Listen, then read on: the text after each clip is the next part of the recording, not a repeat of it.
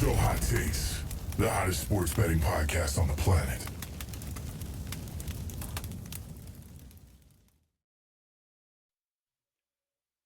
I'm Luke. I'm Sam. And I'm Sean. Welcome back to Not So Hot Takes. Gentlemen, let's give ourselves a round of applause. And ladies. And lady fellas. And ladies, give ourselves a round of applause. Man, what a Beautiful. week. Dude, what an absolute week. If you're not riding with us, you should be riding with us. Also, Responsibly. as we're talking about riding, no Diddy, follow us on Twitter at Not So Hot Takes, 2 underscores. Follow us on the YouTube at Not So Hot Takes, and I believe Takes ends with 2 S's on there. We be posting plays, man. We be posting last minute plays. We're gonna talk about into some plays that we put in late. We're gonna be talking about some plays that we put in ahead of time. But I'm gonna run through my plays real quick. Thursday night, Cincinnati and Baltimore over 52.5. I know what you're thinking. That was a prime time. That was a divisional, definitely an under. Psych, it wasn't. It was sweaty for a little bit there, but Dubs came in on the top. Then I'm gonna wait to go over my mortal lock, but I had Falcons -3. Obviously, there's a huge L. Kind of misread the play there that the Saints would be playing harder underneath Rizzy against big rivalry in Atlanta. Then I had Chiefs -8. I mean, I took the sucker pick. I'm like Denver's butt cheeks. Chiefs, won on a blocked field goal. They just keep finding a way to win. Took the sucker pick there. Then we get right, and I had Dolphins +2.5. They ended up winning that outright. Then I also went Chargers Tennessee over 37.5. Shout out a backdoor cover from the second team defense for the Chargers. Then I had Lions -3, which ended up pushing out. And then I had Philly and Dallas over 42.5. Shout out fucking all of that game sucking in the fourth quarter. It was 31-6 in the fourth quarter, and nobody scored again. Kenny Pickett. Just watching Trey Lance throw pick after pick, and Kenny Pickett. And, I mean, they were just running clock out. It was 3 handoffs. Let's see if Kenny Pickett can complete a pass. Obviously, he can't because and He's ass. and then late, Nice. I was debating this all week. Late, Steelers money line. I had it in my gut of like this. I don't really know why the Steelers aren't favored in this game. Sharp, Like Tomlin Sharp all is in his attack, guts. and then Sharp. we'll talk about this at the end too. But some other people were decided to ride this. It was a party in L.A. I predicted. I thought the Dolphins were going to win outright, and I acted on my predictions. Hardy Hardy. Through some bread. Opposite Shout of out Onions. Dolphins' entire offense showing up to play, and shout out the Rams' offense not showing out to play. But Sam, do your you mortal have- lock now, or did you want to wait till Oh the end? yeah. Shit. My fault. Mortal lock. Saints, Falcons under 47.5. What in the world was that line doing there? Final score 20-17. What is Vegas doing? Dude, I somebody know had they've to had be an off drunk. year this year. Somebody had to be drunk They were setting drunk. that line. They probably looked at It week made- 1 and week 2 scores from the Saints and were like, yeah, this team's legit. Yeah, even if Young Hoku makes all those field goals, it still goes under. Yeah. Right. I mean, it made me first half made me a little nervous. 2 deep balls to MVS, which I forgot. I didn't even know he's on the Saints. I guess 2 weeks ago he picked him up. Nice. Why not? I'm also pissed What else because why could can't go the Saints wrong? just lose, man? Why can't the Saints just lose, man? It's the same cycle. Here's what's gonna happen. I'm gonna walk you through exactly what's gonna happen. Here's the Saints talk of the week. We're going to talk Go about ahead. no It's- tackle it's- for this about was- Trevor 15 Penning, minutes. Trevor Penning. for fucking 10 minutes. Go This ahead. is short. Saints should lose out. We win 2 games on the season. We have the number 1 or number 2 pick. We start the rebuild that should have started 4 years ago. But guess what's going to happen? We get this 1 win. It's going to start stockpiling onto a ton of freaking wins. And what's going to happen? We're either going to be a 1 game back of the playoff, or we're going to make it to the wild card. And guess what's going to happen? We're going to get bounced in the first round and get a super ass first round pick because it's the same cycle that we do. We refuse to tank when we should tank. But yeah, that's it. That's my Saints talk of the week. Yeah, they're favored this week too. Yeah, which is insane, dude. That game is going to be deplorable. But I'm moving to mine. Just an absolute bender of a week. Ben, I told you guys. I mean, Sean apologized for a bad week, but I also said I'll go more into research and not just using only my balls. This week I used my balls and my brain. Cincinnati +6. 2 heads. 2 heads. Cincinnati, we saw that coming from a mile away. I thought they were going to win this game because they just needed it to be on track for playoffs.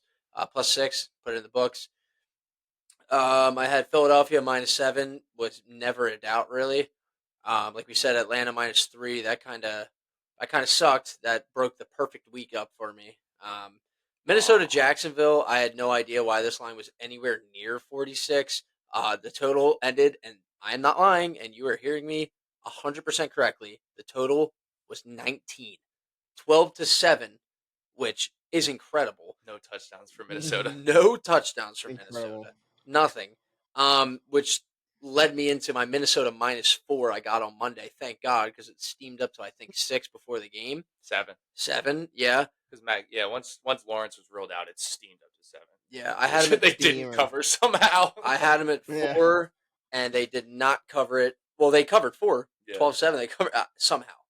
But moving on. You had a little bit of pixie dust on your picks this week, man. Yeah, I was I know, gonna say. dude. A lot of research, but a little bit of luck too. I found a little. It's because he's a fairy. I found a genie lamp and I rubbed it. Anyways, Panthers You rubbed +6.5. him? I love that they won, and I love that we're giving Daniel Jones almost a touchdown to cover. What are we thinking? He's Sports awful, books. What are we thinking? That game should have been. He's so bad. That game should have been 3.5 at the most. 3 at the most. But to continue, Kansas City, Denver, I got under 44.5 before it moved all the way to 41.5. I think that was a pretty sharp pick. That game was going to be a barn burner. They went on a miracle block field goal. Moving into Chargers -7.5.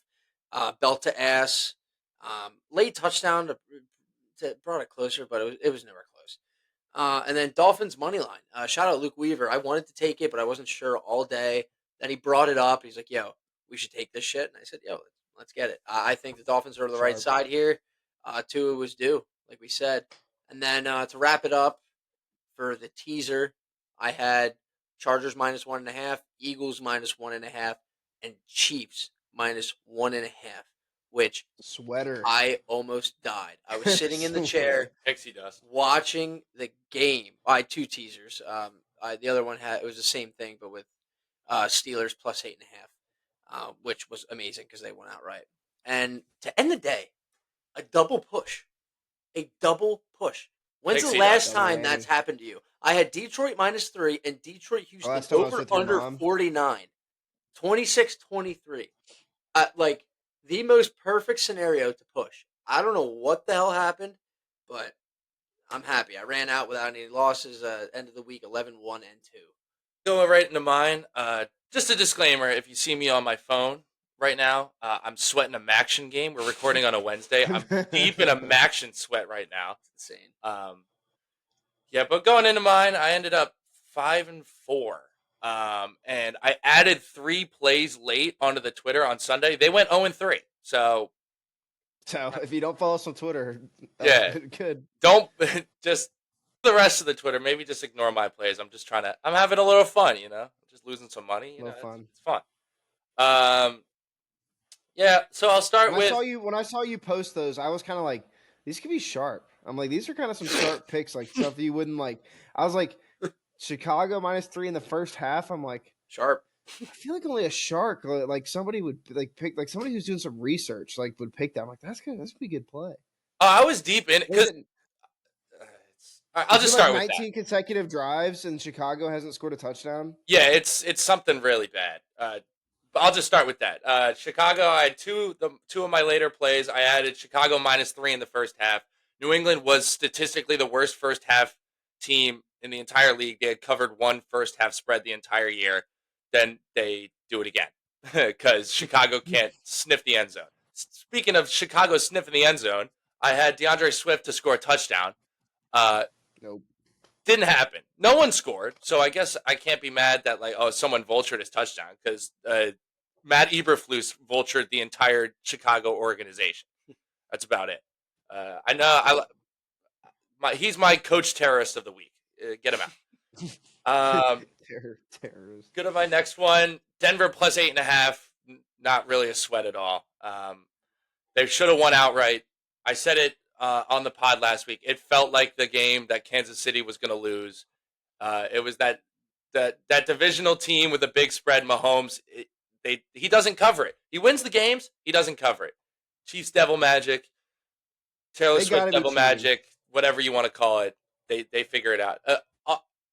Quickly, that I don't know what position it is on a field goal, but the Down dude by- on the left side that got run over. It's a tight end. It's a tight end who's covering 2 down linebackers. But like, did you see the compilation of their other field goals on the year where he gets run over every single time they kick a field goal? Yeah, I they would- targeted it. I don't want to. Not that I don't doubt that he's listening, but I was listening to shout out Bustin' with the Boys. They were talking about Every that's the worst position in football. Like to be in that left side tight end when because you're set up in a position apparently where you're starting like on your heels, but there's a certain position that you need to get into. If not, you're gonna get blown up. And he just didn't get into that spot. I guess it's the toughest position to play, and you have to be in the perfect spot. So but he got ran through. That boy got His ran position, he was positioned like he was in a wall sit. Like he was Yeah. he was sitting on it. I don't even know if his toes were on the ground. He was so far back on his heels. It was awful.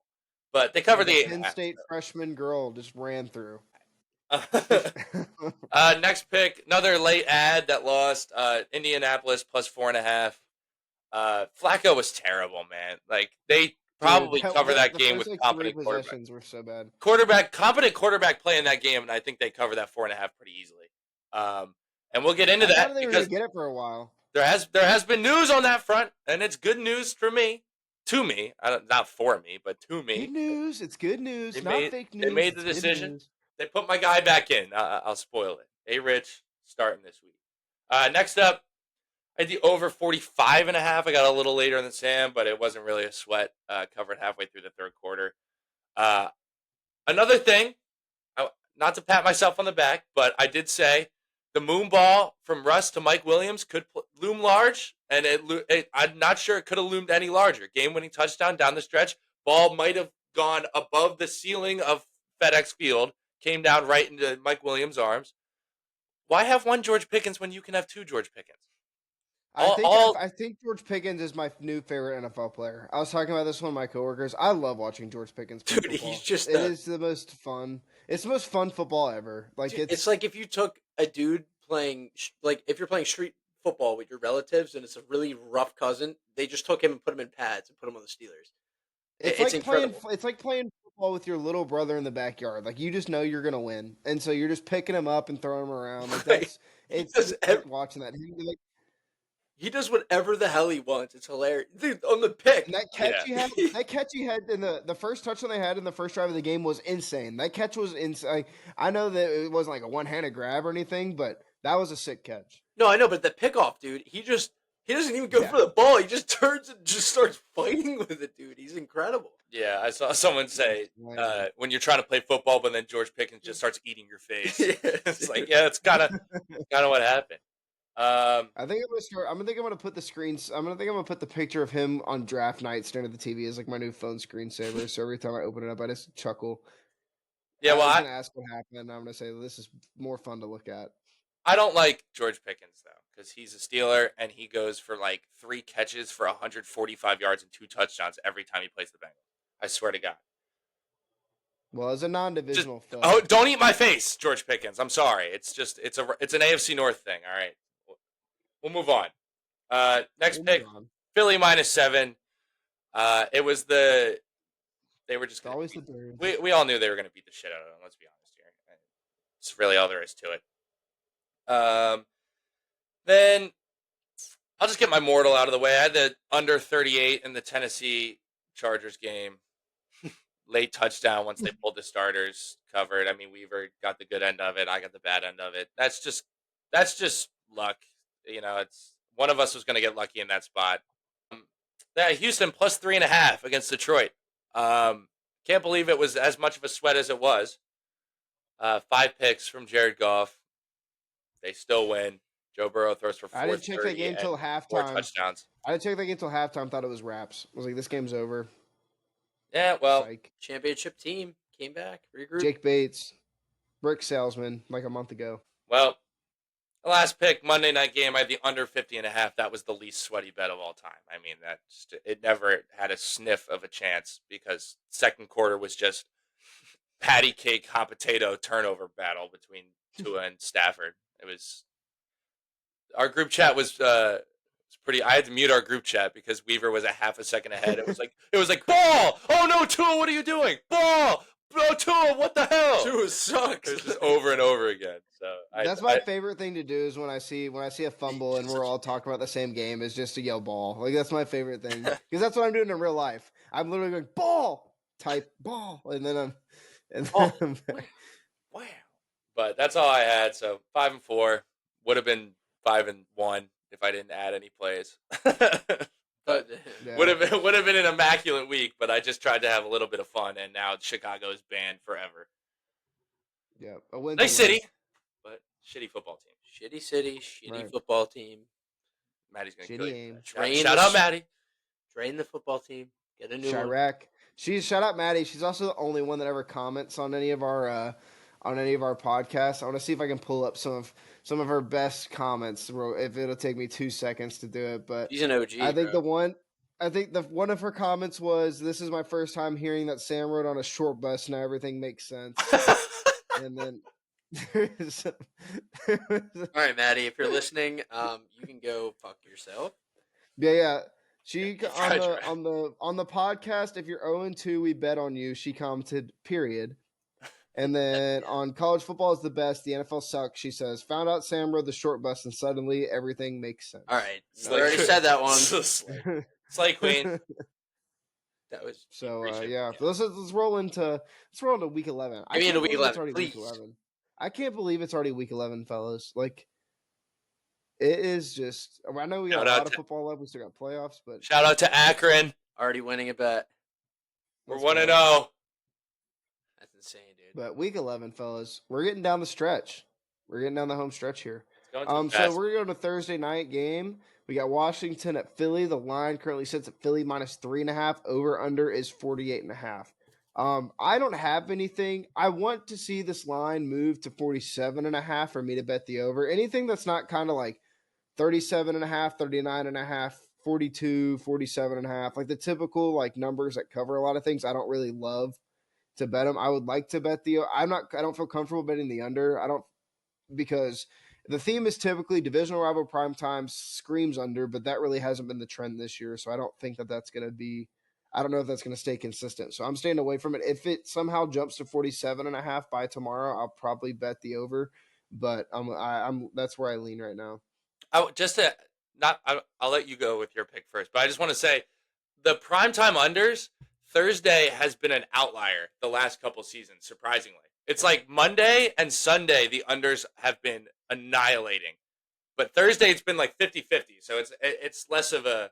I read that stat today. I don't remember exactly nice. like the exact stat, but something interesting to think about. Yeah. Sam? I don't know. I'll say first, we saw a chink in the armor against the Steelers. It's their pass defense. They were getting compared to. It's not a chink, dude. There's a massive hole in their arm. I know it's the pass defense. I mean, but they were getting compared to the Steel Curtain Steelers back in like the '80s. The passing defense is where we're gonna live. But I don't really feel great about that because our whole team's a rushing offense. So I don't know. We have good receivers, good weapons. I am electing to stay away for right now, but like Weaver said, if it gets to 47.5, I'm jumping on it immediately. I think this game's going to be 28-21 or 28-23, something like that. The Eagles are just going to try and eat clock, which I hope they do. Jane Daniels is scary, but our defense is good, so I don't know. I'm going to take that over if it goes to 47.5, and I advise everybody else to too. This is my official too cute bet of the week, which means that this very much might be way too cute, but I liked it. I got the Eagles team total over 26.5. I like that a lot. This stat, I did this research myself. I didn't find this anywhere else. It didn't take that long because it's not that complicated, but last 2 seasons where Jalen Hurts has played the entire season in divisional games, the Eagles have been over this line 6 out of 7 times. Interesting.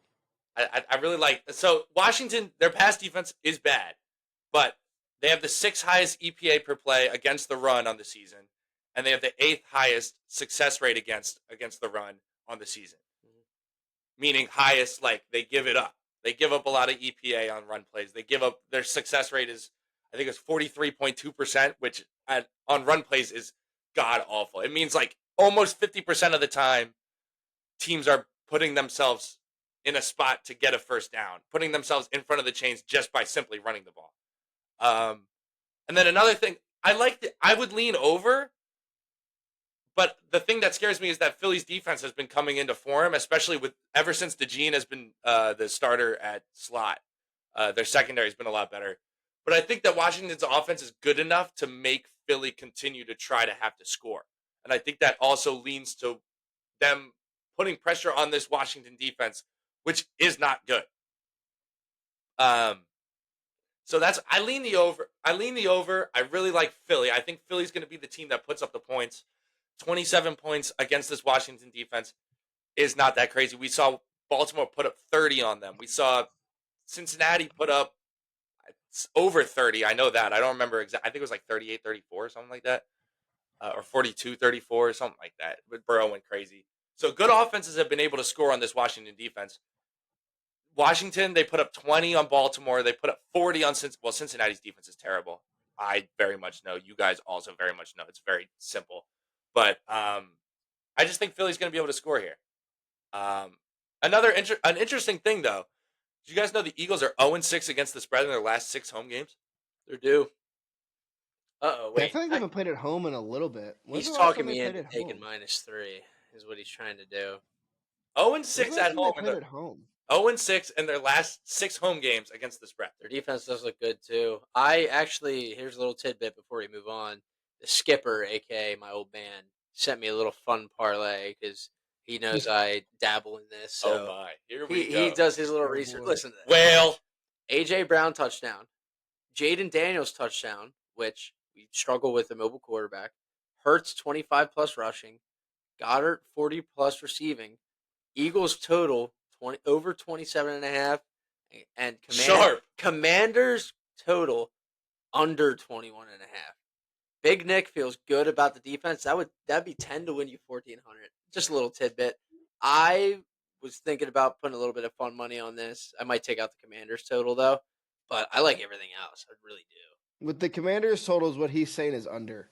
Most Under, likely. yeah, he says 21 or under. So he's predicting this What game. I'm saying is he's saying at a 48.5. If he's predicting under at 48. 28-21 is what he's predicting. Hey, the Eagles team total sharp. That's all I'll say. I like it. I might actually take that. On the hook. Or it's too. Yeah. No, Interesting. I like it. mean, it's gonna be interesting. It's gonna be rowdy there too. But What were we'll see the how it goes. hold on All real right, quick? What were the odds on the 26.5? Did you have it? I think I got it. 110? I think it was -108. Hold on. That's solid. -108. But it's moved around a bunch. I'll So wait for I it don't to know move exactly down a what it little. is, but I took it probably yesterday. All right, moving into our next 1:00 slate. We got Green Bay at Chicago. 1:00. Green Bay is currently sits at -5. Over under is 40.5. It's I do down not to have 5? anything in this game. Yeah. Oh shit. Minus What is? 5. Oh, Green Bay -5. Over under 40.5. I do not have anything in this game, gentlemen. Yeah, I mean, I'm just going to say it straight up. I took Green Bay at -6, and I'll tell you why. Chicago is defeated. That organization needs to figure it out.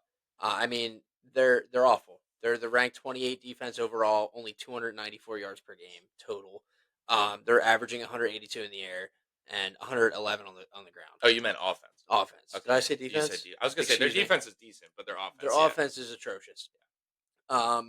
Green Bay, they're the number 4 overall offense, 390 yards per game. They have a great rush offense. Jordan Love, Dr. Love, he ran into a couple issues, but everybody gets into a little tidbit. Their last 4 games, they scored 34, 24, 30, and then they scored 14 against the Lions in a really shitty weather. And he was off his injury. Yeah, Are they coming off a bye? Yeah, They're coming off a bye too, right? Yeah, Love was injured too. I'm not worried about the Chicago offense doing anything. I'm more worried about the defense. But if I have to bet on Green Bay winning by 6 points and them only scoring 20, I'm betting on it. The Bears gave up. Like you said, with Moore walking off the field, it's a joke. They gave up, and I'm not betting anywhere near them, so I'm going to straight fade them. Yeah, if you follow the Twitter, you see the Bears have joined the prestigious list of Hawks banned teams. I think they're one of 3 now. But one interesting thing, the Patriots were banned, and then they won 3 of their last 4 games ever since I banned them. So maybe that's a blessing in disguise. Don't say that, brother. Maybe. But yeah, I struggle really mightily to put a number to this Chicago team. Because their defense is good, but they're just simply on the field too often. I mean, they gave up 19 points to the Patriots last week, and I think the Patriots scored 1 touchdown. Yeah, they're just on the field over and so you're gonna give up points when you're just on the field so often. The Patriots averaged a field goal over their average. Their average is 16. They scored 19 against one of the best teams. I know, but their points per play or points per drive were probably not high at all because Chicago just kept putting them on the field. So I just really struggle to put a number. That's the number one thing I have. Caleb got sacked 9 times last week. New England's pass rush is nothing to write home about, especially after they traded Uche. There's nothing really there. And he gets sacked 9 times. Plus, at least 2 or 3 of them were on Caleb. He looks god awful, man. And I know it's probably a mental thing playing in that offense, but it's so hard. The one tidbit I have, and this is good for you, is that since 2004, road favorites off of a bye, 76, 51, and 4 against the spread. Yeah. So it makes me lean Green Bay, and if it's down to 5, that's low. When it was at 6.5, I was feeling a little nervous about it, but I'm definitely leaning towards Green Bay. But it's just hard because I don't know. If you end up taking it, look. One thing about me is that if he 2 of the 3, unless it's an opposing viewpoint, I'm gonna ride the 3. I'm gonna ride the threesome. So I'm saying if Hawk picks it, then I'm picking it too. We need to go back though. We need to research our threesomes though. We got to get our threesome records on there because I don't think it's very good. Yeah, I think it's 1 and 2. Yeah, it's not terrible. I don't think it's very good. But it's on a 1-game streak though. We did win our last one with Green Bay. We did. They have the number 3 third down defense, number 11 overall defense. They're going to stop a really poor offense any day of the week. They hold their opponents to 113 rushing and 207 in the air. And Caleb Williams can't even get there. I'm riding with Green Bay. They have a better defense, better offense, and the offense they're playing can't move the ball against the Patriots. Come on, dude. With a middle of the pack, probably ranked 15, 16 defense. Green Bay is -6 written all over it, and I saw it move up to 6.5, and I expect it to move to 7. If we're being honest, it's down to 5 though. Right now, that's what he said. It's down to we 5? just said this. Yeah, we've been talking about this the whole time. That's all we've been talking about. I'll double down. It might be as mortal now. Yeah, I'm going to double down on it for sure, 110%. All right, Weaver, what's the next game? I'm done talking about the Bears. All right. Yeah. The largest point spread I've seen in my existence and social awareness of sports betting. Jacksonville at Detroit. Detroit's -13.5. Over under total is 46.5. I have 2 plays in this game. The first one that I have in this game, I'm just trying to make sure that's not my mortal. It's not. My first pick in this game is Lions Jacks over 47.5 is what I have. It feels kind of like the under feels kind of like the trap here of kind of you see you're everybody's kind of, it seems like what I have in my research, I was kind of expecting the Jags to not score any points and that the Lions will obviously score points, but it won't be enough to cover. But I think it's kind of a trap. I think it's kind of the other way around. I think that what's going to happen is it's a typical Lions-Jags play of the Lions have had some of these games where we're going to blow these teams out and the over still kind of hits. So I'm going to keep riding Lions over. I'm not going to stop betting it. And then I also, call me crazy, Lions -13.5 on the Jags. Dude, Mac Jones is so booty. But watching him, though, after he snuck that 4th and 1 quarterback run into the end zone last week, watched him talk all that shit, I was like, maybe there's a chance. Maybe there's a chance. And then I watched him play the rest of the game, and I'm like, no chance. So, I mean, the only way I see this really, I could see a backdoor Jags cover at the end of kind of just the Lions kind of just fucking around. Yeah, kind of just fucking around, even maybe on their 3rd string by the time it gets to this point. Covering at the end, but I mean, I don't feel anywhere near comfortable betting Jags plus 13.5, and I'm going to keep riding Lions because every time I bet against the Lions, they keep proving me wrong. So I'm just going to keep riding that train. Yeah, I mean, I'm with you, Weaver. I said call me crazy when I was taking the Lions minus 11 against the Titans, and you guys were like, "Ugh, dude." Titans have a pretty damn good defense, and now Detroit gets to walk at home. They get to walk in their own stadium at home and have Jacksonville come in. Jared Goff is off of 5 interceptions, like we said.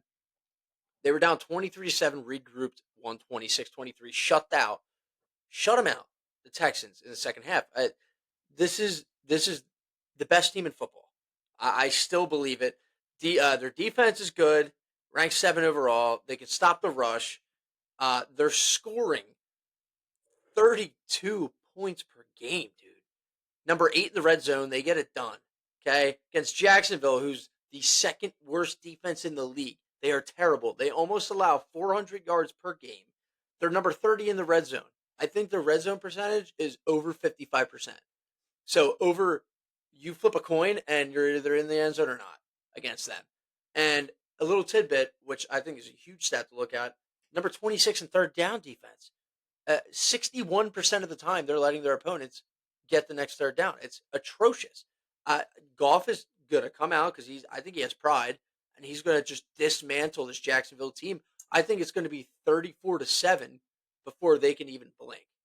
They're going to come out for blood. 13, if I didn't say it already. Context clues. Yeah. I'm not touching this spread. It's just too many points, man. Like, I'm not saying it's too many points the Jags are going to cover. It's just too many points for me to comfortably bet this spread. I did a little research on that. 13.5-point dogs or more. This year, 0-1. The Panthers were 13.5 at Denver. They lost by 14. Last year, 13.5-point dogs went 7-7 against the spread. Perfectly 50%. And 2 years ago, they went 7-5 against the spread. So last 3 years, they're one game over 500 against the spread. It's just a lot of points. There's just so many variants. Is that 52? It might be 52. It's close. It is. No, it's not. I'm kidding. No. It's like 50 point something. we're cooked. We're cooked, chat. We've lost the plot. But the thing that gets me, here's the thing. The Jags run defense is not as bad as you think it would be. They are 15th in rush EPA against and 11th in rush success rate against. So if you're going to beat them, you have to it's popping these big runs. It's the explode, which obviously Detroit can do.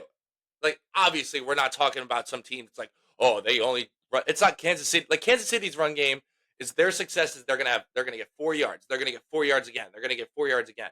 Detroit, it's the best game. Well, the best running back game. Well, it's them or Baltimore. Let's be honest. They're on a different planet than everybody else. And another interesting thing, most of these trends, I will say, I have to credit because most of these trends I got from Action Network. Teams after throwing 5 interceptions against the spread since 2013, 31, 47, and 2. So not great. Actually, that's really bad. I think the Lions are outliers in that stat. Well, no, I agree because I've said all year the Lions have been outliers to me all year because it's like they're in a bad spot. They're in a bad spot. They're in a bad spot against Tennessee. They win by goddamn 40. So that's why I'm just gonna stay away from this game. I don't want to bet on Mac Jones. I don't want to bet against the Lions, but it's a lot of points and it's off this interception. I'm just gonna not watch this game and check the score and be like, oh look, Detroit won by 40 again. Keep in mind, Lawrence might still be out for this game. No, he's not playing. He's not playing. Yeah. He's not playing. They're missing 2 receivers, too. I don't think they're going to move the ball at all. They're just going to keep turning it over to Detroit, who likes to score. And Jacksonville is a number 31 pass defense. For a guy who threw 5 picks, what does he like to do? Pass. All right, moving to the next one. We got Minnesota at Tennessee. Minnesota is currently -6, over under 39.5 points. I do not have anything in this game. I really like the over for some reason. I think that this is kind of a weird number of like a lot of the unders. Kind of gonna put money towards. I don't have anything, but just keep tuning on the Twitter. I'm gonna keep investigating and keep touching my balls and seeing what comes out. Okay. I'll take you guys away from his balls. I took the under 39.5, and I'll tell you why. Minnesota has been struggling to score. Their last 3 games, they scored 12 against a crap Jacksonville. The Titans have a really, really good defense. They just are unfortunate that they're on the field all the time. Minnesota held the ball for 42 minutes against Jacksonville. 42 minutes. That left Jacksonville 18 minutes with the ball. They're going to bleed this clock out. The last 3 games, they scored 12, 21, and 20. Tennessee, you want to know what they scored in their last 5? 17, 10, 14, 20, and 17. They'll be lucky if they score 13 points against this Vikings defense when they're probably going to only hold the ball for about 16 minutes total. Darnold, we're saying, oh, he's good. He's not. He threw 3 red zone interceptions. He's ass. And Darnold's a passing QB. Titans, number 1 pass defense. Maybe because everybody just runs on them because they're up by so much. I don't know. But Minnesota only scores 24 points per game, and match that with Tennessee, who only scores 16 points per game. I'm taking the under 39.5 without a sweat. I think this game's going to end 21-3, 21-7, 21-10, something like that. Maybe 24-10 if we're lucky, 34 points, but under 39.5. This game grosses me out. I don't really like any aspect. A lot of gross games this week. This one specifically, though, really got me. Like I put a lot of note. I got my note sheet on my phone. It's kind of split up. And you can see there's a little bit of a gap right there because I didn't even do notes on this game because I don't want to touch it. Mostly because of that Tennessee under last week where they scored that stupid touchdown at the end. Sorry, Weaver. Obviously, you like the touchdown, but Sharp. That was sharp. That was luck. That's what we call luck, not sharp. It wasn't even like the end of the game though. There was like 9 minutes left in the 4th. No, there was a minute. Tripping. Anyway, I'll just go. This game grosses me out. I'd lean the under, but at the same time, there's like 3 red zone interceptions is crazy. Like, you're going to tell me they're going to get to the red zone 3 times again and he's going to throw 3 more interceptions. It feels like there's a little bit of regression or positive regression coming for that Minnesota offense just because they were able to move the ball. It's just right at the end, Darnold started seeing ghosts like he had mono on the Jets again. But, like, I don't know. It's just too gross. Well, that over is at 40 if he even makes those touchdowns. Yeah, no, I know. But, like, that's still not including, I don't know. Will Levis is better than, or Will Levis and the Titans offense is better than Mac Jones and the Jaguars offense. So I'm staying away. I probably won't even watch. Call me crazy. I think this game might be like 17-13. I think the spread actually might hit as well. But I stayed away. I felt like a maniac, but I almost went with Titans +6. I just know Will Levis will probably be minus 200 to throw an interception. Yeah. Next game, we got Las Vegas at Miami. Miami is currently 7-point favorite, and you got over/under 44.5. I do not have anything in this game. This game's kind of gross. I don't really know how to play this game really, so I'm gonna sit back on this one. Yeah, that's fine. I don't like this game as either. Tua beating by somebody by 7.5. This is the spot to do it, though. They're back in playoff run, and they can just beat the living hell out of somebody to turn their season around. Las Vegas doesn't really have a terrible defense, but the red zone D is pretty ass, 64%. Offense is atrocious. 280 yards per game total. They have the worst rushing offense in the league, 76.9 yards per game.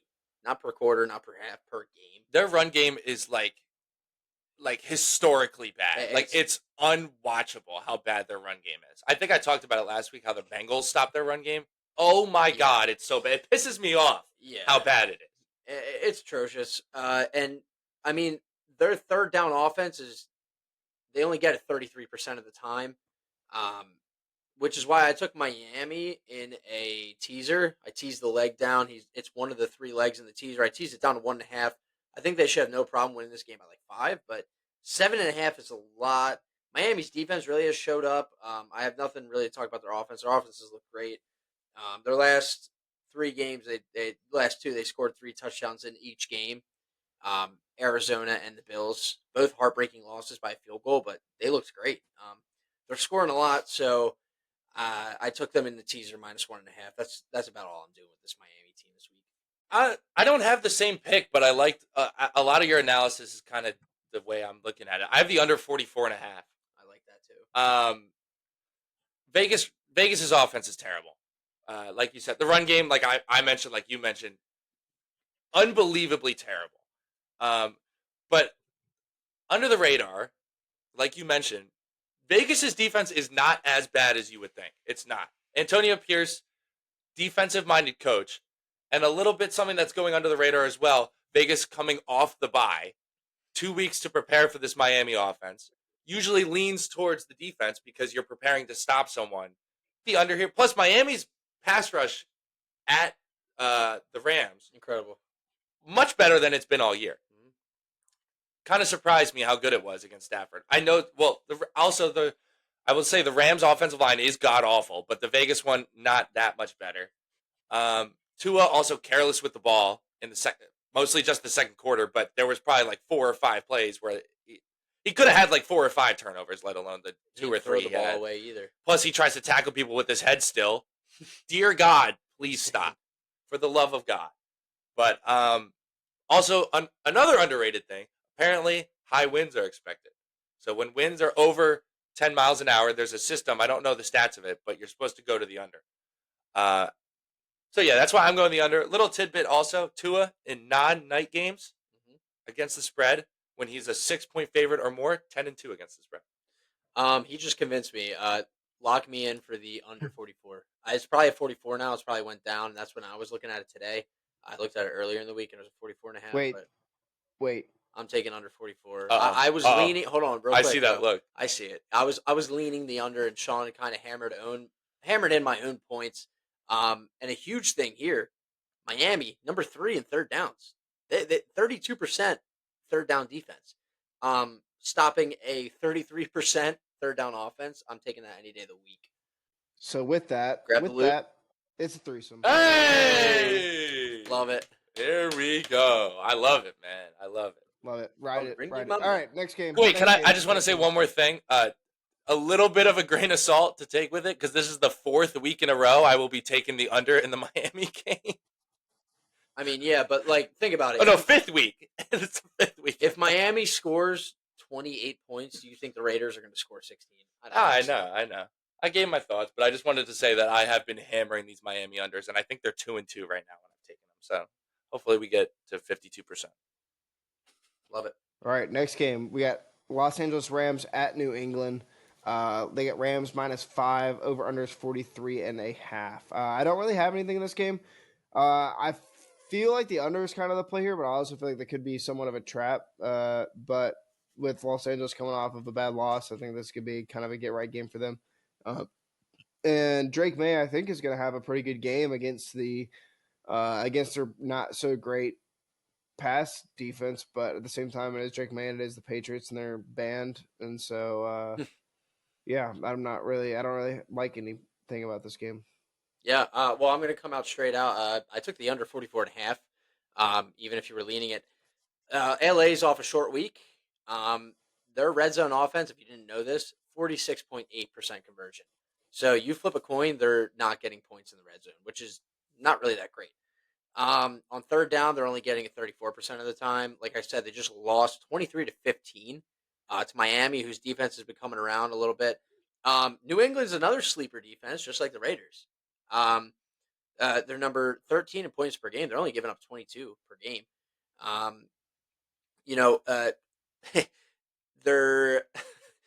This is a stat. Their offense, dog shit, if you didn't know. They're the worst in yards per game, only 271. Yards per play, they're the third worst with 4 yards of play.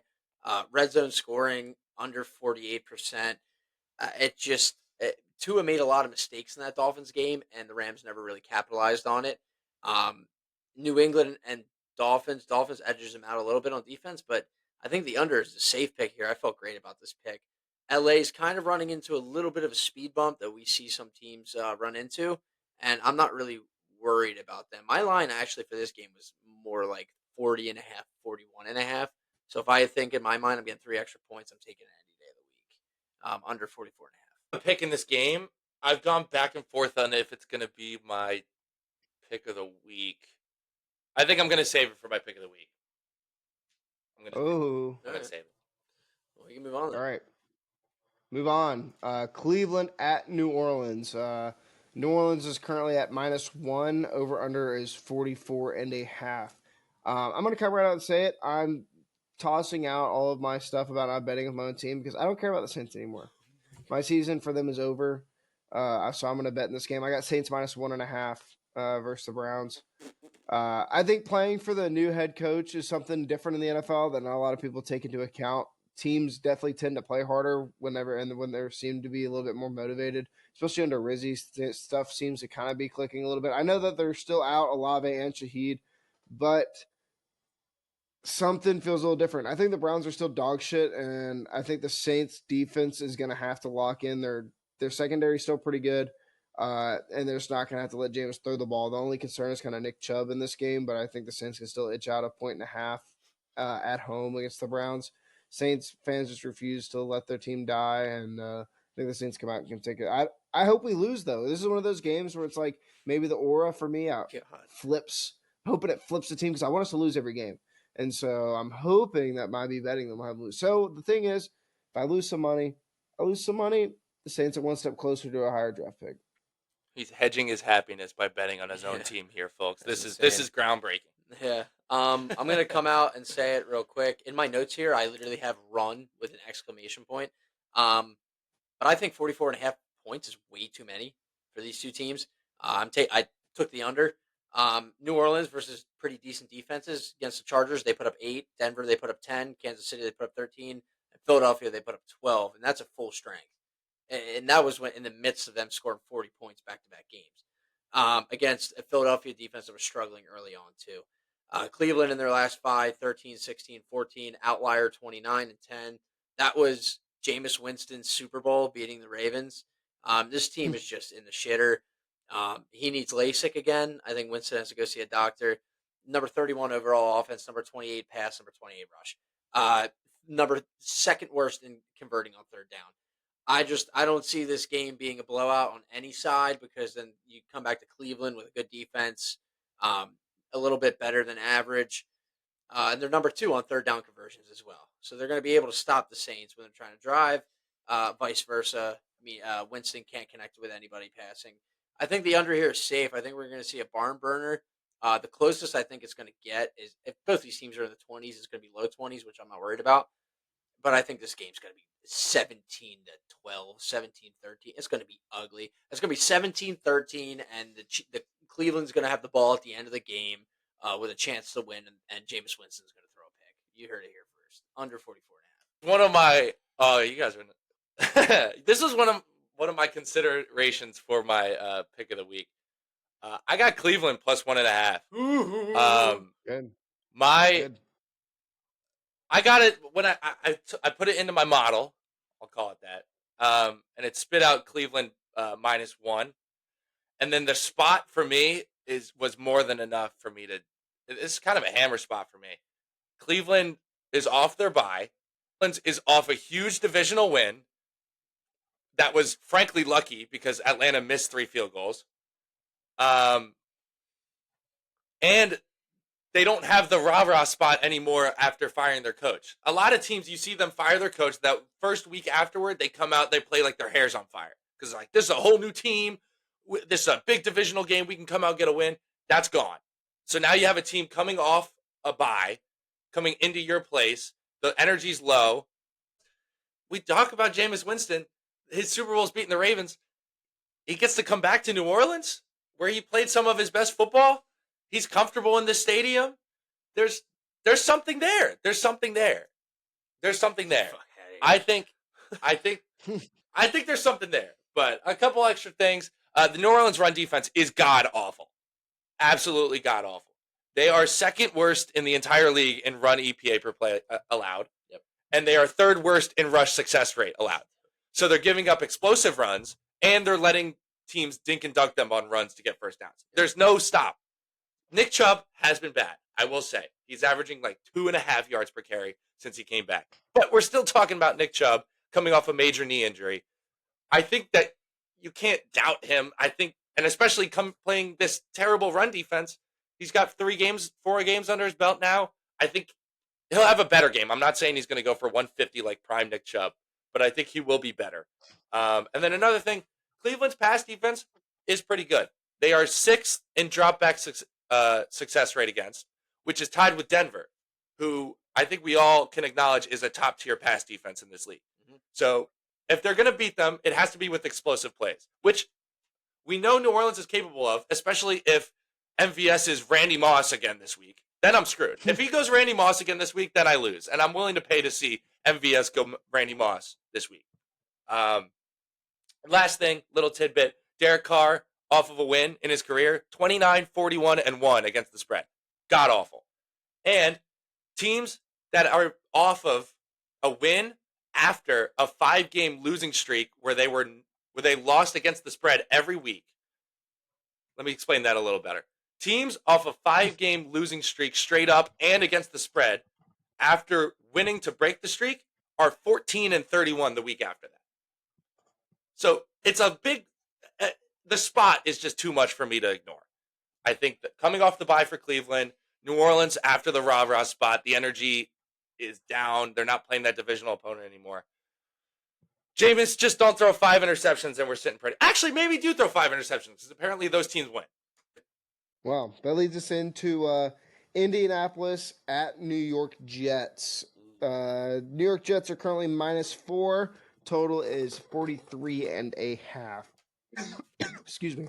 I do not have anything in this game, but Anthony Richardson back. Don't really think that changes much of anything for this team, really, especially after watching Flacco play last week. I think we all kind of are in the same spot of like, it makes sense if you keep losing these one-possession games where Anthony Richardson is playing bad and you're still like kind of fighting for a playoff spot, but now it kind of seems like there's no real reason for you not to have Anthony Richardson. And they now said it like isn't just this game, like they said that he will start the rest of the season. Thank God. Shane Steichen. Have anything in this game? I do not have anything. Crazy. Don't do it. You're crazy, man. I took at the beginning of the week, so I took Jets -3. I know this is like a taboo pick. This is my house is probably going to light on fire if it wins, but I don't care. Might smell like ayahuasca. They're averaging 19 points per game, New York Jets. That is more than what Anthony Richardson has averaged this year. Indianapolis has a mediocre defense. I mean, the Jets still suck at the end of the day, but they lost 30-13 to the Bills. It said 30-20. They scored a bullshit late touchdown. Indianapolis doesn't really have a pass game. Now they definitely don't have a pass game, but they are playing. And the Jets, their defense has been a letdown, but with a little regroup, I don't know. I feel wrong with this, but the Jets pass rush looked good. Like we said, they didn't give Stroud any time. They're coming off probably the worst game of their year. It might not be. That's the worst part. Yeah, I know. They're coming off the worst game of the year. Rodgers is just a man full of pride. That's all he is. My notes here, I have Rodgers should eat, and I think he's going to eat. I would look at some receiving yards for Garrett Wilson. He's going to target him like crazy, him and Devontae. Another note I had here, I said I'm not crazy. I think I am, but it's in. Jets -3. Please don't shoot me. What's the line at? Jets -4. The total is 43.5. Way too many to me. Yeah, it was at 44.5. I kind of wish I took it. It moved down now. Yeah. A lot of 44.5 Happens. this week. They're all weird. traps. A lot of like 48s, 44s. I think it's a week of the unders, man. Well, 44 is that key number. Well, 44 and 43 are key numbers. So when you get both of them, people love to jump all over that. Oh man, this game. Ugly. This game. I really want to go Indianapolis. I really do. I think they'll be able to run the ball now that Anthony Richardson's back in. Jonathan Taylor played pretty. I think he had like 150 yards rushing last week, but he has been. We've talked about this before. He's better with Anthony Richardson, and just because of that threat of that quarterback run. And I will never give up on Anthony Richardson. I don't care. I don't care if he's a third string quarterback at 30 years old. I will never give up on those tools, man. He is a freaking nature. It's just everywhere, but like up here. I really want to take Indianapolis. I'm gonna do it yet though. Oh, that's a. All right, we move on before I do something stupid. Move on. All right. Who we got?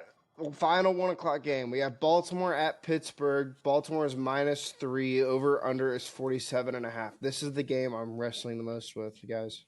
Mm-hmm. I got to bring it in.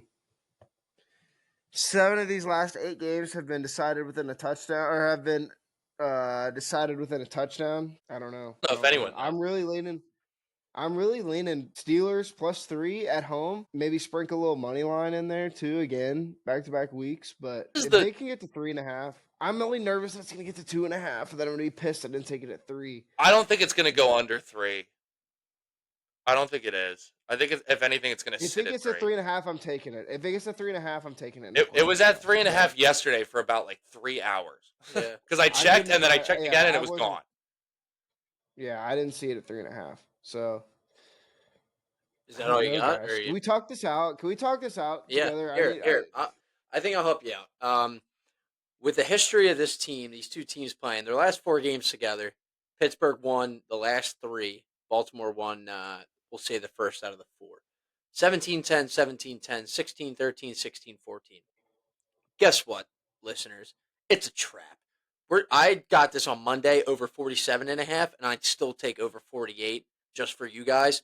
Baltimore's the best offense in the league. They're rolling. Number 1 in rush, number 3 in pass, 257 pass yards per game, 32.6 points per game. They're literally averaging 32 points per game. 35, 41, 24, 41, 30 in their last 5. Pittsburgh in their last 5. 28, 26, 37, 32, 17 against Dallas. A little bit of a fluke game there, but guess who was playing? Justin Fields. Look, I don't think there's any way around this. The Ravens secondary is legitimately the worst secondary in the league by far, by a mile. Pittsburgh, they like to throw the ball. Pittsburgh, Russell Wilson, moon balls. We're going to see Mike Williams, and we're going to see our boy, George Pickens, active. This ball is just going to move left and right down the field. I think it's going to go against all the statistics we have of their past games. Russ is moving the ball. I hate to say it, but Russ is moving the ball against the Commanders, Rusty. who have the number 5 pass defense and a great secondary. Pittsburgh, the only thing that should scare you, number 30 red zone offense. Sometimes they don't finish in the red zone. They like those big explosive plays, which you can make on the Ravens. I think the over here is very people are going to look at that number and say, holy shit, 48 for a Steelers game. But you got to see who's on the other side. I think Ravens score 30 points in this game at least, especially with this chink in the armor, like we said. Their pass defense is poor. I took the over. I'm in the same spot as you. I think this is the most. This game. This is the most Pittsburgh game ever. This is the most Pittsburgh game ever. This game makes me think. This is the difference between the eye test of teams and the spot. Because it's like, not even the spot, like the trends. It's trends versus team. Because if you ask me, ignore everything, ignore all the storylines, ignore everything, who's going to win this game? I'd say Baltimore's going to win this game, and they'll cover the 3. But then I look, the underdogs of 3 or more in this matchup with these teams, with these coaches, are 18-2-3 against the spread. Tomlin against, I can't think of, it's not Jim Harbaugh. What's the other ones? John Harbaugh. Thank you. John, yeah. Sorry. A little caught up. Mike Tomlin against John Harbaugh, 12-2-2 against the spread. Mm-hmm. He's the boogeyman to John Harbaugh. I also have noted here, Pittsburgh should have success throwing with explosive plays. That's how they're going to have success, because Najee's banged up. Even if he does play, he's going to be banged up. He's probably not going to play. And the Baltimore run defense is the best in the league. The number one. The rush success rate against is 30.7. That's insane. That's every one of three, less than one of every three rushes against the Baltimore offense is successful or puts them in front of the chains. So it's useless to run the ball against them. I don't know. The only thing that makes I have another thing that makes me nervous is that Hightower's out on that left side of that D line. So what's going to happen is all that because you saw against the Commanders is that T.J. Watt had one quarterback pressure, and that was in like the fourth quarter. I know, but Cam Hayward went crazy. I know, but it makes me. It's a Russ legacy game. Russ legacy game. I would take him. Come on. I know it's ballsy, but I would take Russ 3+ touchdowns in the air passing. I swear. This is a Russ legacy game against a terrible secondary. Terrible. I don't know. The worst secondary. You literally have to get past the line. You give Russ 3 seconds, that ball's moving 15 yards. I'm just gonna wait. I'm gonna bet Pittsburgh. I'm with no you. matter what. I'm just gonna watch this game, to be honest, and I'm gonna hate both teams. I'm gonna bet it. I'm gonna bet it no matter what. It just depends on if I can wait and if it moves to 3.5 Well, again. We ain't waiting all night for yo ass. Yeah, that's fine. All right, guys. That's the end of the Morning Clock slate. So it's time for our favorite game. Da, da, da, da.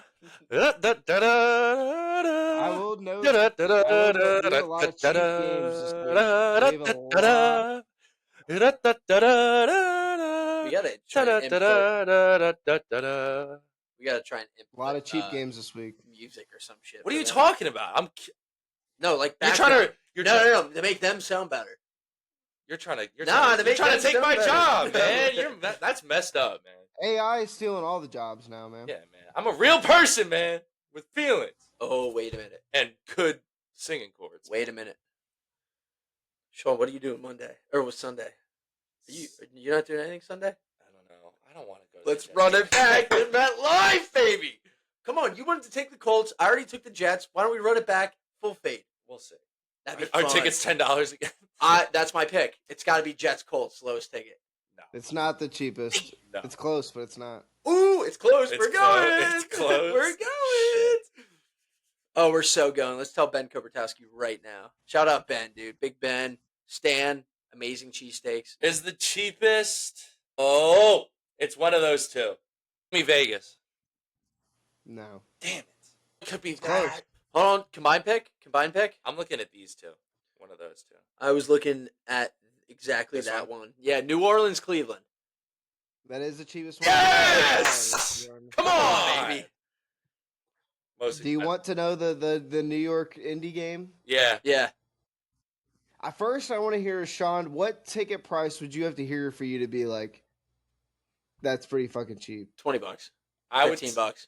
say 25, and I'd start getting my feet would get a little warm. It is $25 on the dot. My feet are a little warm. My feet are a little warm. They're not steamy, $25. but they're a little 1 warm. o'clock game. You'll be home by 4:30. What? All right. Most expensive ticket. Oh, Kansas City. No, Really? You're tweaking, man. that's the second most expensive. Damn. How much? $220. Ooh, I have an under the radar pick, dude. I was about to say Chicago, Green Bay. No, that's $184. 184 is not. Who the hell is it? It is Baltimore at Pittsburgh for $243. Did you say Pittsburgh? No, I don't know. No, you said Buffalo, Kansas City for $220. What did I you said say Philly. first? I said Philly. Oh, not Pittsburgh. That's one. Really? That's Pittsburgh. $120. I get it's a great Dude. game, but like No, that's Pittsburgh, massive. That's during the day. It's tailgate hours. Everyone's gonna be home. I by know, but it's 7. They're gonna Pittsburgh. spend money. Pittsburgh's not a crazy expensive city. I know, but Baltimore. Yeah, but I mean, Maryland, it's at home. they're gonna but travel. We don't have to. it's get into crazy. economics. They're both 2-7-2 teams, and you're gonna. I am Yeah. cutting It ticket doesn't matter. prices. They're both mid. Yeah. They're both not mid. All right, They're both mid. into the 4:05 games, the 3 afternoon games, which I kind of hate that they only have 3 o'clock. I think Yeah, we it should have leaves midnight. out wide open for last week. But Atlanta at Denver. Denver is currently favored at -2.5. Over under is 44.5. The boogeyman at quarterback.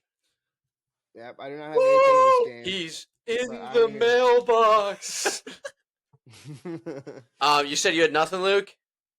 I got nothing. What But are we- I lean Atlanta plus 2.5 because walking your trap, take over your trap. Kirk God. Cousins. What's your They pick? What's your they pick? This is- perform pretty good on the road. What's your pick? What's your pick? I'm going to put the pick after I give you the storyline. No, give me your pick. Hold on. Ah! One of the best defenses versus one of the best offenses. Top 5 versus top 5. One of the worst defenses versus one of the worst offenses. Top 5, top 5. This is a tale of two cities, folks. Denver in their last 5. Lost 14-16. Lost 10-41.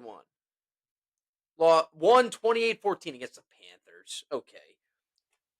Beat New Orleans when they were in the middle of having a midlife crisis. Lost to LAC 16-23. Okay. Atlanta. Lost 17-20. Won 27-21. Won 31-26. Lost 14-34. Outlier. Won 38-20. You can hold the points at the door. I'm taking Falcons money line. Show me the money. Why is this team an underdog? The Broncos who struggle to score 17 points? You've got to be kidding me. That means Sean probably has Denver.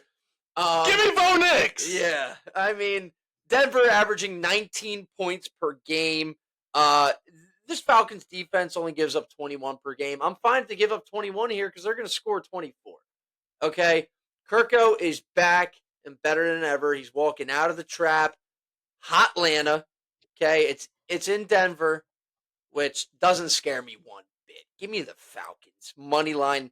Hold the points at the door. They got something. Now that we know what Sean's taking, I gotta pause. Sam, I'm riding the Falcons. You've talked me into it. Fuck. No. You're taking Sam's pick in a game that involves Bo Nix. You know he's like 0-5 on the year. This is the week. I do. Shout out Bo Nix. If the I beat you Falcons this play week, so much, Go ahead. dude. Walking your trap, take over your trap. Denver has no business being favored in this game. No. Like I saw that, I was like, man, for real? Can I For real? explain? go ahead. Hold on, real quick though. This is the biggest bounce back spot ever, and for Young Shu Koo missing 3 field goals, that's the only reason they lost. Okay, One was but blocked, explain one how was it's not blocked, the one was exact blocked, same one thing was for Denver. blocked. What do you mean? They lost because their kicker missed a field goal. Oh, dang it. They could have scored 17 points. Get the hell out of Like here. they're playing the Chiefs. Get the hell out of They here. were playing the Saints. So, Don't no care. offense. Yeah, no. I know you want them to lose, but Fine. still, no They offense. missed 3 field goals. So in Yeah. theory, if the let's say the Falcons beat the Broncos, It'll be 20-16 they win. Can I give my we explanation, nearly please? beat the Super Bowl. No, I'm with you. Go ahead. Luke, I would like Go I would like to ahead, give go my ahead. explanation. The Go ahead, X factor Danny, in go this ahead. game is pass rush on both sides. Atlanta's pass rush is god awful, and Denver's pass blocking O line is the best in the league. It's graded out as the best in the league all year. There will be zero pressure on Bo Nix all game. Plus, they allow scrambling quarterbacks to run. They faced 2 scrambling quarterbacks this year. They faced Jalen Hurts in week 2. He had 85 rushing yards. They faced Justin Fields in week 1. He had 57 rushing yards. And even Baker, week 5, had 42 rushing yards against this Atlanta team. They will have time. He will be able to run. And Denver's pass rush is top 3 in the league against Kirk Cousins, who can't move. That is why they are favored in this game. That's what it is. And they will have more success running the ball against this Atlanta defense than Atlanta, well, pound for pound, because Atlanta's run game is better than Denver's, but Denver's run defense is much better than Atlanta's. So there will be success on the ground for Denver with Bo Nix, with their running backs. Audric Estime played very well last week. He will get more playing time, more touches. He will run the ball better. Bo Nix will be able to run. They're going to get pressure on this guy who cannot move in the pocket. He can't. And then they have Pat Surtain on the outside. I think he's playing. But either way, I still feel pretty good about I it. thought he was ruled out. Certain. I thought he was playing. But even if he doesn't, both teams off a very tough loss. Denver gets to come back home while Atlanta has to go to Denver, play in Mile High off of a worse loss. And Denver, 8 straight times after playing the Chiefs, they have won their next game. And Bo Nix, early in his career, 3 times has been a favorite. 3-0 against the spread. Hmm. Bo Nix, take me home again, man. Just take me home Country again, man. Yeah, this is an ugly pick, but I really Take like me the Falcons. home. I'm expecting an ugly mudslinging game. I feel like that much more leans towards Denver, though. I feel like if Atlanta's going to win this game, they're going to be perfect on offense. I disagree. I think if they throw it like a 65-70% clip, they'll be fine. That pass rush, man. Don't sleep on that pass Surtain rush. also just came off a concussion protocol. It wasn't just your run-of-the-mill injury; it's a concussion protocol. Wasn't that weeks ago, though? No, he was just full participating in practice today. But if that's all we got, I'm looking forward to it. Luke, take Atlanta. Kirk out. Yep. Right. All right. Then we go to Seattle at San Francisco. San Francisco minus 6.5. Over under is 48.5. I have 2 picks in this game. The first one I have is 49ers minus 6.5 versus Seattle. I think the Seahawks are kind of buns, low key. I think the 49ers are fully healthy and played what I truly think is going to be a really good Bucs team. They're continuing to lose one possession games to really, really good teams. Chiefs lost on the last second field goal to the 49ers. They've played some really good games outside of their fluke game against Denver earlier in the year. I think this is just a game that they come out. I think if the 49ers were healthy 2 weeks ago, this would be like a 7.5, close to an 8.5 point spread. And I got this at 49.5. I got the under 49.5. I low-key had this game in the 50s. Seattle's offense has been pretty good putting up points every week. Wait, real quick. You said you had this game in the 50s, but you took the under? Yes. So this is continuing. Go ahead. Continuing in my statement. I know you're thinking, hey, aren't both of these offenses pretty decent? Well, that's why I'm betting the under. Because divisional matchup, and I think the defenses will actually come to play this game. I think that San Francisco's defense is going to step up, and I think Seattle's going to make mistakes that are going to cost them possessions. And I think Seattle's going to keep the ball, or not Seattle, 49ers are going to keep the ball on the ground and facilitate through Christian McCaffrey and getting him back going full gear ready for midseason form and getting ready for a playoff push here at the end. Reverse psychology on them hoes. This is a sharp pick. I'm with you too. I think it's pretty sharp. I took San Fran minus 6.5. Kittle, it says he's questionable. He's going to play. Greenlaw's out. Not sure about Conley, but they have a good defense. Number 9. They're only averaging 303 yards per game. The pass D is pretty good, and the rush D is really good. Little tidbit for you. The Seahawks are 1-5 against the spread the last 6 weeks, and their one win was in OT versus New England. Geno's just not to be trusted in this. San Fran's back. We see San Fran every year. Tell me if I'm wrong. They hit this little speed bump, 2 to 3 games. They either lose all of them or they just look like shit. And then after that, they come back out on the road to playoffs and they just murder teams. I think this is San Fran's get right spot. Their last 5, they scored 20. Excuse me. Last 5 here, okay? This is Seattle. 20-10, 34 outlier, 24-20. Their defense has given up the last 5, 26-31, 14, 36-29. The San Fran team's going to come out and play. They're still the second or third best offense right now. They're averaging 412 yards per game. They're the number 2 pass offense with 262 in the air. Number 5 on the ground with 149 per game. I'm not worried about the San Fran team. I honestly think this game should have been closer to a minus 7.5 just to get that extra point over the touchdown. Seattle is atrocious. I don't trust Geno Smith. He's been on a decline.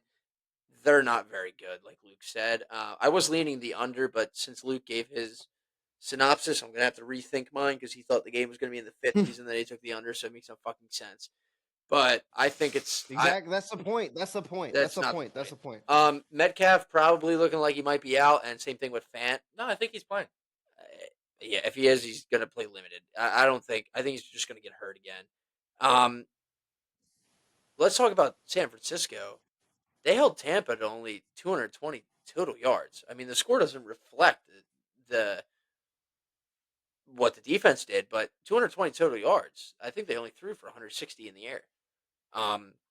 Like we said, the San Fran team is ready to roll. They hit a speed bump sometimes, but they're going to come out and murder Seattle. I'd say 31-17, something along those lines, 34-20. They're going to kill them. Another one of those spots where it's spot versus the number. I would make this number. I had it at -8, but at the same time, the spot here for Seattle is better than San Francisco. I mean, they're off the bye. They're the more desperate team at this point, coming off the bye, coming off those losses. They're getting their players back. They're more healthy than they were last time when they played San Francisco. Excuse me. Um, but at the same time, it's in San Francisco. McCaffrey's back. There's too much contradicting each other in this game for me to really like anything. I think the over under to me is priced correctly. I have it at like 49.5. It's tough. Too much stuff contradicting each other. I have stuff that points me in both directions. That's usually the spot where I stay away, and then after the game, I say, "Oh, I should have taken it because I thought that," and then I totally forget about the other side and make myself sad. But game should be fun. I will say. I think Seattle's going to come out with a chip on their shoulder, especially if DK's playing, and he looks healthy. So I think it'll be a fun game. I wouldn't be surprised to see a backdoor cover on either side, though. Again. All right, 425. Kansas City at Buffalo. Buffalo's -2. Over under is 45.5. I'm no sucker. You're not going to catch me doing the wrong things here. Chiefs +1.5. Patrick Mahomes is an underdog. You're the sucker. Yeah, right. Might as well idiot. take the money line. You're the sucker. Hey, You're the sucker. you're a sucker. No, I did not say suckers. I got fake news. You believe this guy? Yeah. Bills typically win in the regular season in this matchup, but I think the roles reverse this year. I think the Bills are going to take them in the playoffs. I think they need to lose on purpose. I think that they just need to be like, yo, this is like every year the same shit happens to us. Same thing on replay. Lose this game on purpose. I like it. Lose this game. It's hard to beat a team twice. Lose this game for your fans. I think your fans will feel better losing this game than they would be winning this game. Because if I'm a Bills fan year after year, I'm like, man, we're gonna beat them, and we're gonna the playoffs. And we're gonna fucking lose. You gotta. If I'm a Bills fan, I'm thinking, we lose this game. Shit, we got him in the playoffs. We figured him out. So Chiefs +1.5. Patrick Mahomes is an underdog. I know that the stats all point to he's a monster when he's favored as an underdog, or whenever he is an underdog. So catch me Chiefs +1.5. I know it's at 2 right now, which makes me nervous because every single pick I feel like I've picked on the line has changed and it's not in my favor, so it makes me nervous. Right. Not a lot of CLV. It's okay. Yeah. I try to give you guys a pick every week. I'm already gonna let you guys know. I had Buffalo money line in my slip when the Chiefs were favorited on Monday by 1.5 points. It was a full swing. It moved from 1.5 to now 2.5 in the Bills' direction. The Bills are at home. I had it in the cart. I wanted to take the money line, but I think there's a script. Call me crazy, but Kansas City barely beats the Broncos. I mean, in their last 5, they win 16-14, 30-24, 27-20, 28-18, and 23-16. They always do just enough somehow to win. They have the number 1 third down defense, 52%, or third down offense, excuse me. 52% they're converting third downs. The offense just chips away.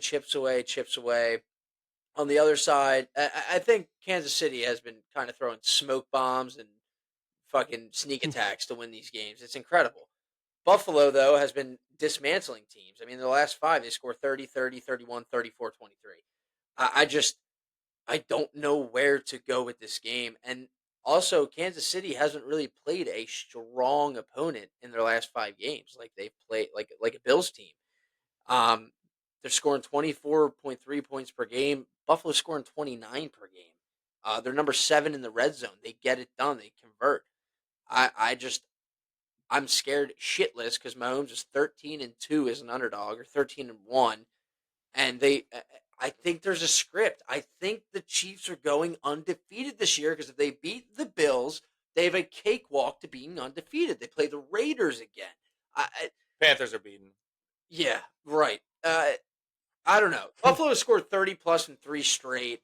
I really want.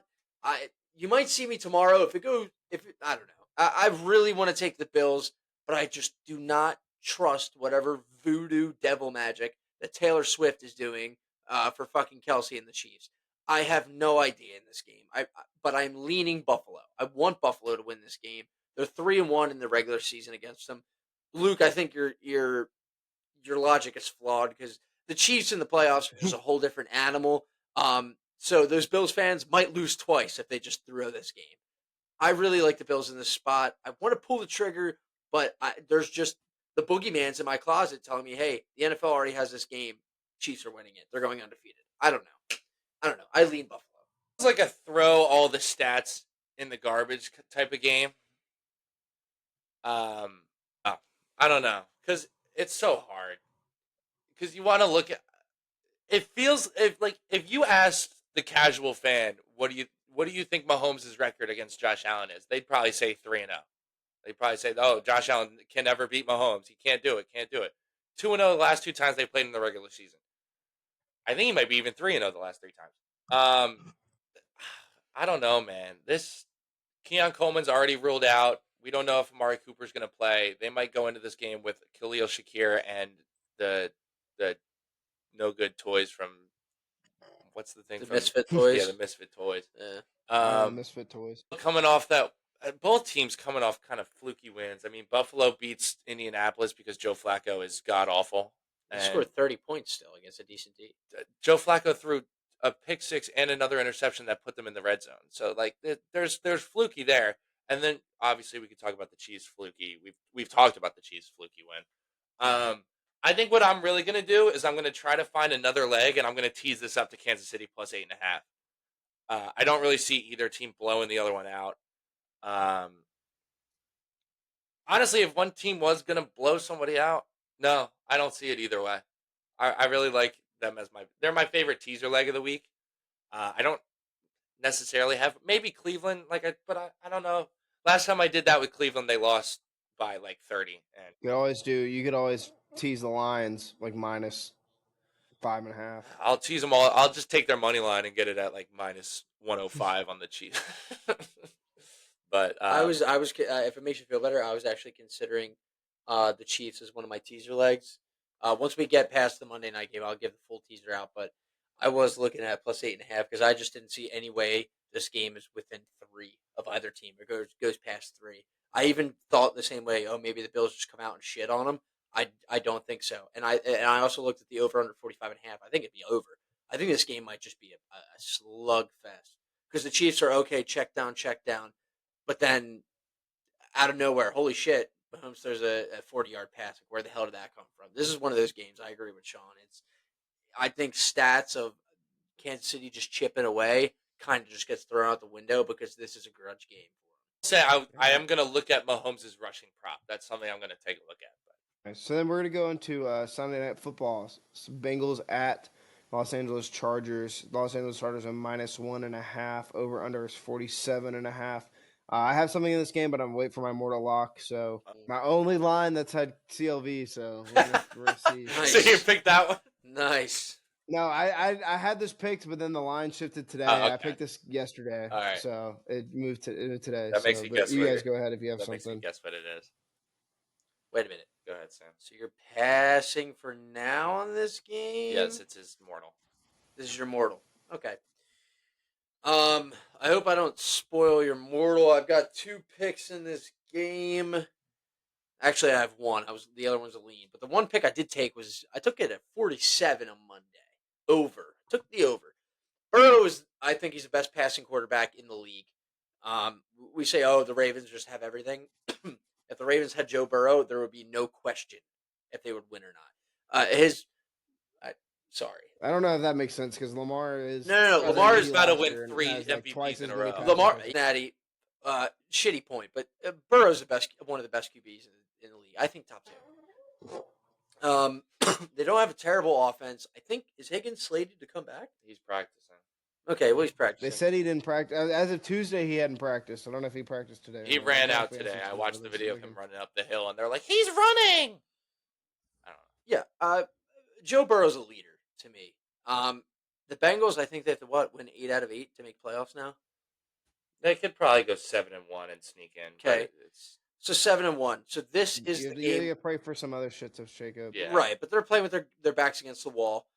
We saw Joe Burrow can kind of pick apart any defense. I mean, the Chargers starting to look good. Their offense is starting to roll a little bit. Herbert's looking like a decent quarterback. Like we said with Cincinnati, their secondary is pretty bad. Their defense overall is pretty shit. LAC in their last 5, they're 4-1. They scored 27, 27, 26, 15, 23. They're a sleeper offense. I really like this offense. I like Harbaugh. I'm taking the over 47. I think this game's going to be a high scoring game. The Chargers are going to be able to score on Bengals' shitty defense. I think Burrow's going to be able to keep up. Burrow in the red zone is 70%. 70% in the red zone. Anytime he gets there, he gets in. On third downs, he's over 47%. He gets the ball to the guy that need to catch the balls. Number 4 passing offense in the league, 254 a game.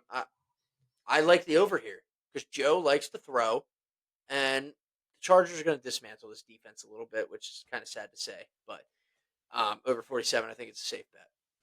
Obviously, I don't have anything in this game. Not that much to say. Take my I don't have that We'll much to make it, say. swear.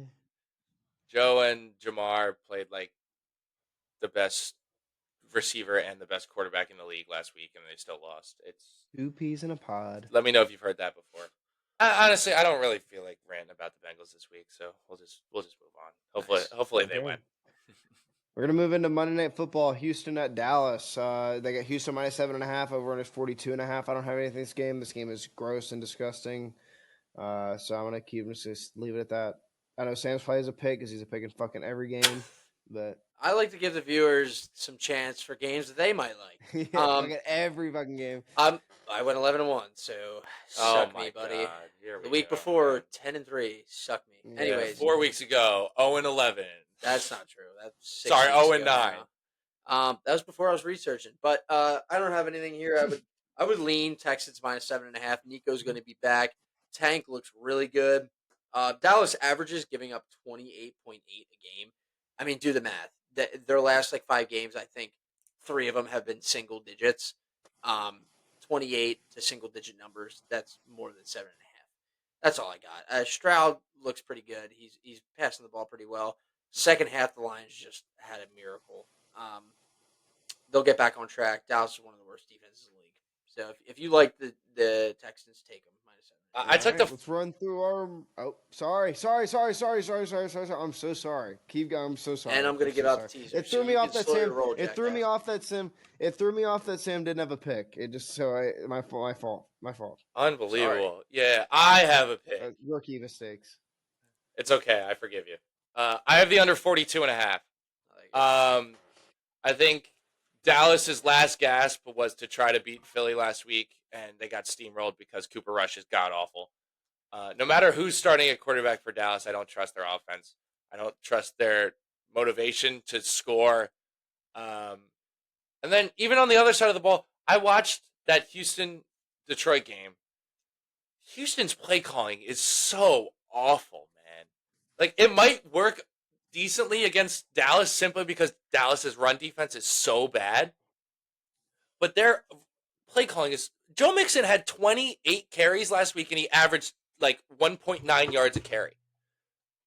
All they had to do was let C.J. Stroud throw on a couple early downs, and they beat Detroit last week. I swear to God. Because I swear to God they win that game. They deserve to win the game, and then their play calling after that, they didn't deserve to win the game. It was an unbelievably hard watch. You take your quarterback out of rhythm so consistently just by not letting him throw the ball on early downs, and it was 1 yard run to Joe Mixon, 1 yard run to Joe Mixon, C.J. Stroud, save us on third down, please. And he did it in the first quarter, and then he wasn't doing it in the third quarter. And that's why they lost.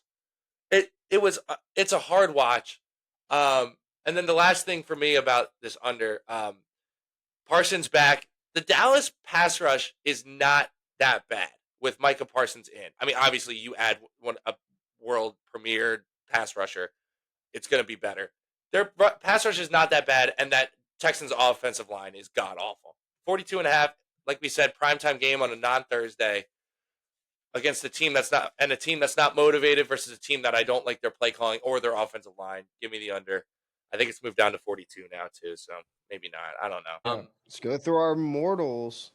Can I get my teaser out real quick for the Mortal. fans? Sure, go ahead. I got Atlanta plus 8.5 against New Orleans. No, against Denver. Denver. Why did I say New Orleans? Why do I do that all the time? Plus 8.5 against Denver. I don't think this 8 game's ever going to be out of reach for them. That's fair. San Fran minus 0.5 against you know who? Seattle. I think they're going to win that game. I took them at minus 6.5 too, so I thought, why wouldn't I take them at minus 0.5? And then Miami minus 1.5. Although I think it's 7.5 is too much, I think they're going to win this game at least by 3 at the very bare minimum. It's plus 160 3-leg teaser. I got a pretty penny on it. So let's go Falcons, let's go Niners, and let's go Dolphins. Mortal locks, ladies and gentlemen. My mortal lock of this week is Bengals Chargers over 46.5. Love it. I got it at 46.5. I see that it moved up to 47.5. I'm feeling better about it. Kind of my reasoning for this is for one, I wrote down this game at 47.5, so got it, kind of right. I think like I said, Bengals offense is firing all cylinders. I think this is gonna be the first game the Chargers give up over 20 points in a game. They should have only given up 10 to the Titans. Bengals kind of in that mode of they have to win every game. Like you're just in that mindset of you have to win every game. Hungry dog runs faster. I don't think Bengals defense, no offense, Hawk hasn't been able to stop a nosebleed. Oh, it's god awful. So, yeah, no, it's terrible. Yeah, so Herbert's gonna have a day, I think, running, and I think that J.K. Dobbins are gonna keep the ball in his hands as well. So yeah, I think the over is the proper play in this, and I think it's the best play. This entire slate's so goofy that I think that this is one of the better plays out there. I got carried away while talking about it earlier. I wasn't going to oust myself, but I'll say it now. Detroit minus 13 is my mortal lock of the week. They're a hungry team that's prideful, especially Goff. I think they're going to come out and slash tires. Like, they're going to burn the city down. I expect this game legitimately to be like 35-10 at the minimum. Maybe 28-10, but even then, I don't see Jacksonville moving the ball against Detroit, and I just see them giving the ball back. Minus 13. Detroit, mortal lock. As the guy that the only one who lost his mortal lock of last week, got to bounce back this week, or else I'm gonna have to be apologizing to the fans again. My mortal lock is LA minus 4.5 at New England. New England's off a big win on the road against Chicago. It's a big win for them, but we all know Chicago. I don't even know if they're playing football anymore. I don't know what to call it. A lot of this is about the trends. I found a bunch of good trends. Again, shout out Action Network for a lot of these. Sean McVay as a favorite of 4 or more, 17-0 straight up. He's also 18-5 straight up against the AFC in his career. Road favorites of 3 or more after a home loss as a favorite are 95, 68, and 7 since 2003 against the spread, and they're 5-2 against the spread this year. So the Rams come in off a tough loss at home against Miami, where they really struggled because of the pass rush of Miami. New England's pass rush, I know they had 9 sacks in Chicago. I'm not buying into it. I think that was very much skewed because the Bears are giving up and they don't have a good scheme. They just fired their offensive coordinator. Their scheme is so bad. Major cop out, by the way. Just firing the OC. No, they should have fired the OC, but they also have to They fire the should head have coach. fired What's his name? Everflus? Yeah, Eberflus. Yeah, Yeah. But Shane Waldron is god awful too. Don't let It's a him. cop out. They should have fired Yeah, both but of now them they're at the doing same the same time. move as the Panthers last year. It's hard to find where they just two. took You can't really. They got the Panthers offensive play caller from last year calling the plays this week, so who knows if that's going to mean anything. It can't get much worse. Get Chip Kelly back in But- the game. Anyway, Rams undervalued off that tough loss. I know it's a shorter week, but a lot of stuff is important towards them. And I think that they're going to lean on that run game a little bit more, too. They're 12th in rush success rate, and they struggled a little bit last week. But Miami's run defense is pretty good. I've been saying it all year. Miami's defense has been underrated all year. And now that their offense is even somewhat competent, it's showing up a little bit more. So now they get to go play New England, a team who's riding high off this win, off a couple wins. I don't even know if they expect it to get. So I don't think they're going to come in with extreme energy. Playing in New England is not as daunting as it used to be, obviously, because there's not a certain guy at quarterback. I do love Drake May, don't get me wrong, but it just feels like this is also a desperate spot for LA. They want to stay in this playoff race. McVay's a great coach. LA minus 4.5. Very nice. Love it. So that wraps up NFL Week 11. 10. Ladies and Is it gentlemen, 11? thank you for 11. Oh, it's tuning 11. in. Yeah, is it? Wow. Yeah. Ladies and gentlemen, thank you for tuning in. Hopefully you're riding with us. Hopefully the fellas are staying hot here.